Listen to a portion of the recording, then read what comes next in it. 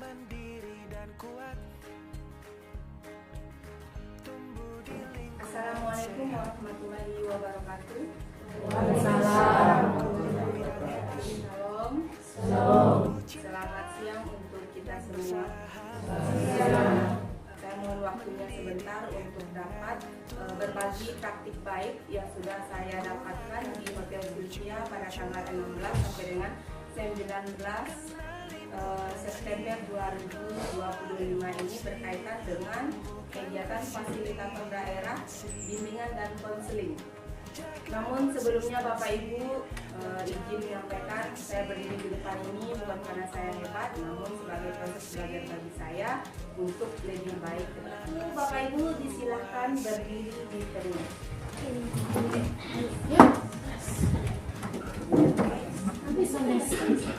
Tidak sampai, kalau begitu bisa sampai ke sini. Bisa. Oh. Sekarang kita melakukan permainan kata. Jadi kita berbisik-bisik ya. Nah, untuk itu yang menjadi komando adalah Madida. Nah, ini lalu diteruskan kepada teman bagian depan. Jadi Madida jangan sebutkan keras-keras, saya tidak baca. Dalam hati lalu Madida bisik.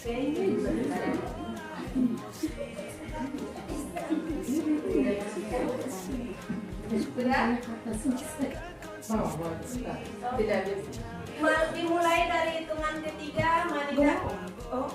Mulai dari hitungan ketiga, Madida langsung bisikan ke Ibu Beti, begitu juga seterusnya.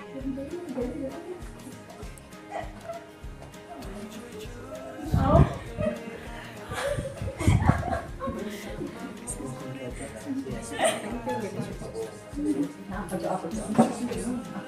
Nanti Ibu Rizaldi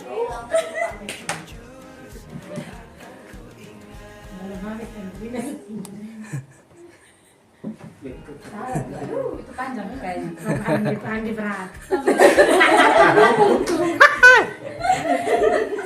Tapi dari Nabi Mami dan Susi.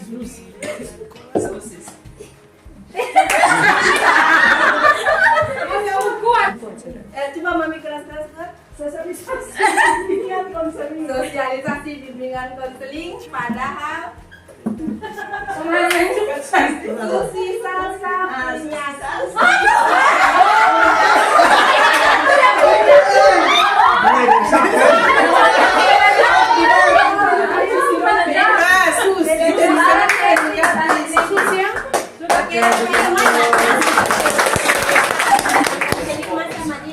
Bapak Ibu, dari pesan berantai ini sebenarnya saya bisikkan ke Ibu Linda itu adalah Susi salsa punya Susi suka senda sebelah sana saja.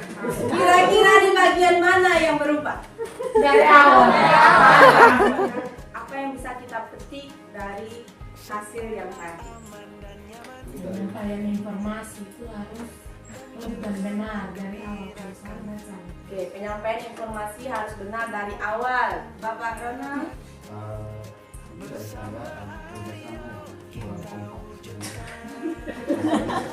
Ya, kerjasama. Bapak Kris? Saya kurang adanya informasi, ini namanya tim. Kalau tidak ada informasi yang kompak, maka yang lain akan jadi pemisah. Berarti kurang solid. Saya ada makna yang bisa kita petik itu bahwa ketika ini sudah salah tapi kita tidak berteman. Oke. Jadi depannya Bapak Harun? Saya melatih kemampuan untuk menangkap, membaca informasi, menangkap semua.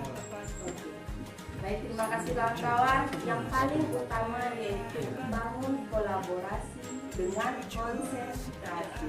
Karena memang kita punya suasana saat ini sudah panas, siang dan lapar, mungkin juga mengganggu konsentrasi. Nah, untuk BK sendiri mempunyai 7 jurus. Kalau di Kemendikbudrismen itu punya 7 kebiasaan anak hebat, maka BK mempunyai jurus BK hebat. Nah, yaitu kenali potensi yang pertama, yang kedua kelola emosi, yang ketiga tumbuhkan resiliensi, yang keempat jaga konsistensi, yang kelima jalin koneksi, yang keenam bangun kolaborasi, dan yang terakhir menata situasi. Nah, jadi kita sebagai guru maupun apapun itu, baik guru BK, guru mata pelajaran, wali kelas dan lain sebagainya, itu hingga saat ini saya lakukan. Hanya bedanya saya lakukan dengan manual. Jadi saya buat asesmen sendiri, saya olah sendiri, lalu dapatlah hasilnya profil peserta didik yang saya bagikan di grup yang bisa kawan-kawan pakai untuk menentukan metode mengajar teman-teman seperti apa. Saya ajukan kepada teman-teman, apakah teman-teman tertarik tidak atau mau tahu tidak apakah gaya belajar teman-teman atau apakah tes kemampuan majemuk teman-teman. Ini tes gaya belajar, tinggal klik.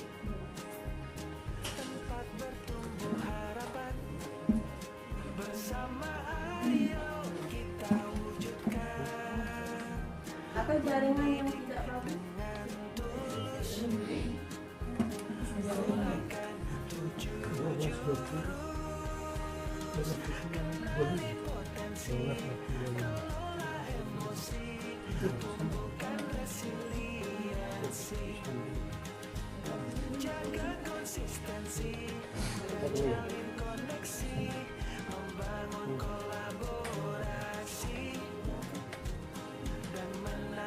Kalau Bapak Ibu sudah tahu hasilnya, nanti kalau sudah dapat silakan screenshot karena nanti ada persentasenya. Misalnya estetik berapa persen, visual berapa persen, audio berapa persen. Oke, yang sudah masuk selesaikan, yang belum masuk nanti di rumah saya Bapak Ibu. Nanti di rumah kan ada, saya sudah bagikan linknya, tinggal diakses saja.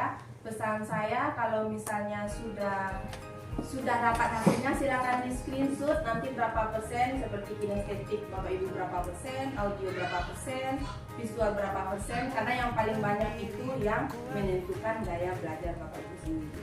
Kalau yang sudah, nah silakan lanjutkan, yang belum nanti di rumah saya. Baik, saya lanjutkan untuk jurus 1, jurus BK hebat yang pertama itu kenali potensi berkaitan dengan asesmen minat dan bakat peserta didik. Jadi asesmen minat dan bakat ini juga seperti asesmen tes kemampuan manajemen, tes kecerdasan manajemen. Jadi tes kecerdasan manajemen itu anak bisa menentukan dia punya potensi di mana. Ada di naturalistik, berarti anak suka menanam atau bertelur. Tes kecerdasan manajemen itu ada 8 bidang. Untuk tes gaya belajar ada 3 bidang, audio, visual, dan kinestetik. Anak-anak yang visual adalah anak-anak yang mampu menangkap informasi dalam gambar. Misalnya kalau teman-teman ingin menjelaskan kepada anak-anak visual, maka berikanlah mind mapping atau PowerPoint atau poster-poster.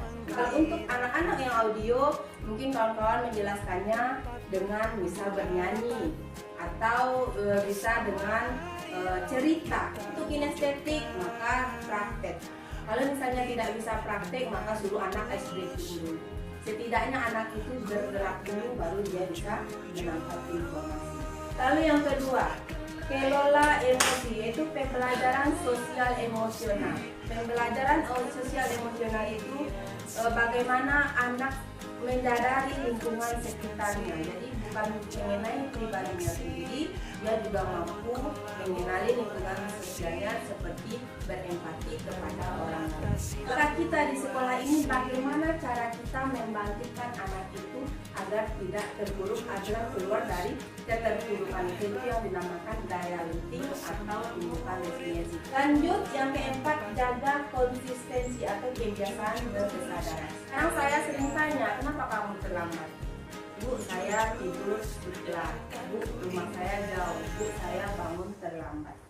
Hal-hal yang seperti itu bisa kita kendalikan jika anak-anak mempunyai kebiasaan berkesadaran. Jadi dia sadar bahwa kegiatannya itu atau kebiasaannya itu salah, maka bagaimana cara kita melakukannya?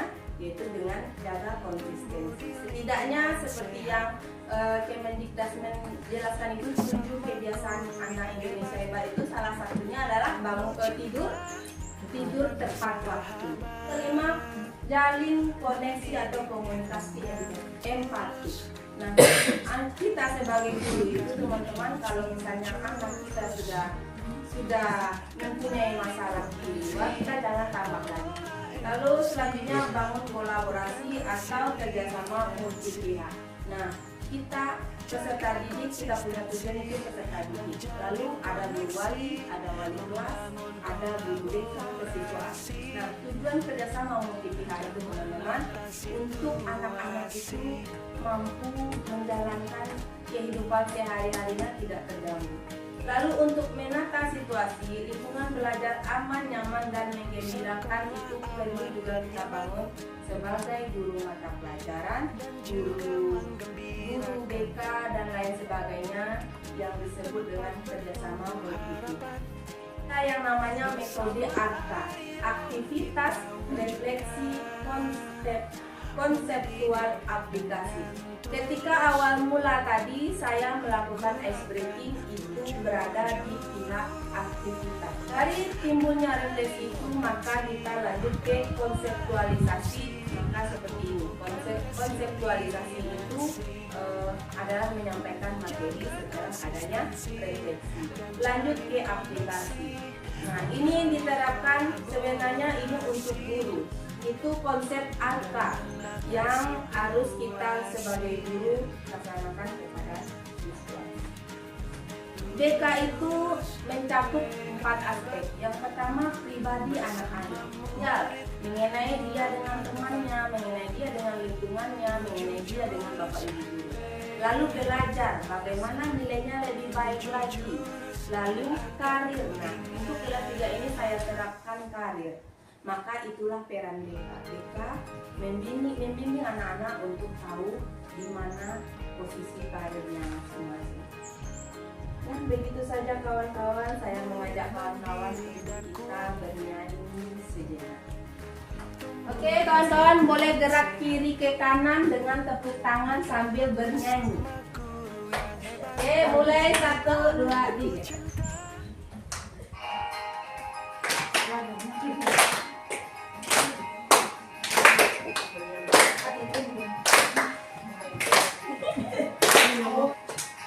Penuh cinta dan sahabat, mendidik dengan tulus,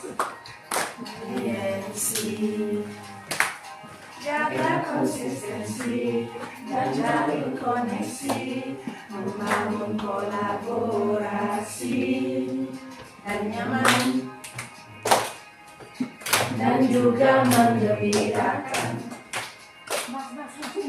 Kita wujudkan, mendidik dengan tulus, gunakan 7 jurus. Kenali potensi, kelola emosi, tumbuhkan resiliensi, jaga konsistensi dan jalin koneksi, membangun kolaborasi, melangkah tepat. 7 jurus BK hebat, 7 jurus yang akan ku ingat.